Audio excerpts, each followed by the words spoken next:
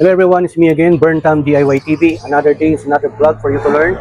Ayan, meron tayong unboxing ng bagong parcel from Lazada. Pero bago natin tuloy ang video, huwag niyo munang kalimutan na i-hit yung subscribe button, like, and share button video na to para makatulong sa iba at magbigay ng idea. At syempre, paki-hit na rin yung notification bell para update ka sa mga next videos natin. At paki-check na rin po yung ibang videos natin, mga DIY videos sa mga pajero, mga Mio natin. Yan, sa mga nakapajero na 4x4, 4056 at 4040. At syempre, check nyo rin yung Facebook page natin, Burntam HPT TV also. Paki-follow na rin po. At yung panibagong group page natin, Toyota Corolla DIY Kalikot Forum Pangasinan, para lang po sa Toyota Corolla Altis 9 and 9.5 generation from 2000 to 2007 model. Ayan. So, nandito tayo sa 2001 Corolla Altis natin. Meron tayong gagawin at yan box, meron tayong kakabit.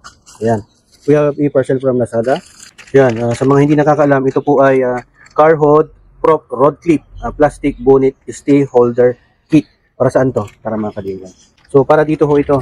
Ito kasing unit na nabili natin, wala na hong holder. Yan o. Minsan, pag nasa rough road ka, magalaw yan, maingay. So, dapat merong clip na nilalagay dito. Parang ganito rin. Pwede nating tanggalin na rin yan. Mura lang po ito. Ito po ay nagkakalaga ng 200 pesos. Set for 2 pieces na po yan. Kasama na po ang shipping fee. Namura kasi may voucher po ako na 50 pesos. So, wala ho itong nabibili sa dito sa natin, mga auto supply. Hinahanap po talaga yung part number or chassis number ito para saktong ibibigay sa iyo yung ganito. Ito po ay replacement po ito pang Toyota Yaris at RAV4. Tatry lang po natin kung pwede po mag-fit dito. So, yan po yung part number niya. Yan. Okay? So, yung isa, ito mga ka-DIY, para dito yan. Papalitan na rin natin yan, tatanggalin natin. Tapos, ito naman, set of 2 pieces po yan, para dito. So, yung iba dito, ganyan, masyado kasi mahaba to, nakaganyan. Para sakto sana siyang ganyan. Nakaganyan po sana siya. Yan, nilalagay dyan, nandyan yan. Kaya lang, hindi ito talaga para dito. Pero pwede namang baligtarin natin. Yan, no? May lock po siya. Ito, pagka pinasok mong ganyan, i-push mo lang. Yan. So, okay na yan. Hindi na matatanggal yan. Pwede na rin dyan muna sa ilalagay. Tapos, i-push mo rin yan. Pag tumunog, nag-lock na yan. Ganyan, diba?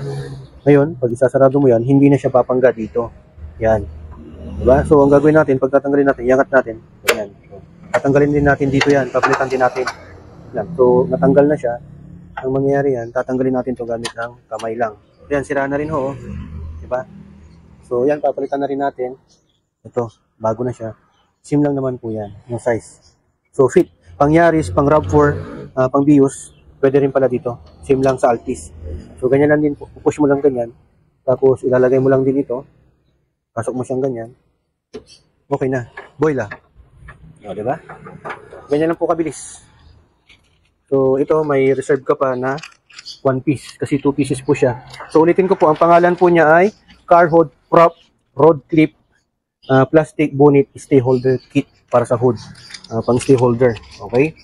So, ayan, napakasimple. Sundan nyo lang po yung process sa paglalagay. Pinupush lang po yan. Hindi na po yung gagamit ng ibang tools. Ganun lang po kasimple yan. Okay? So, mas maganda nga yung order ko pag yung parang dito. Bubuksan mo na lang, aangat siya mag-isa. Pero wala pa tayong pambili. Nasa 2,000 to 3,000 yun. Kaya, yan na lang muna. Stock muna. Stock is good. Di ba? So, ito, mura lang ha. Siguro, magdala na lang kayo ng sample or yung chassis number para ma-order nyo. Yung link, lagay ko na lang sa description below para makita nyo kung saan ko binigay yung store. Para hindi na kayo mahirapan. Okay? So, shoutout muna natin ang Nanos Vlog, ang videographer natin. Paki-subscribe na rin. So, ayan. Hope nyo naman natutunan kayo. Check nyo pala mga ka-DIY yung ibang vlog natin dito ha. Sa Toyota Altis natin. Marami na tayong vlog na ginawa dito.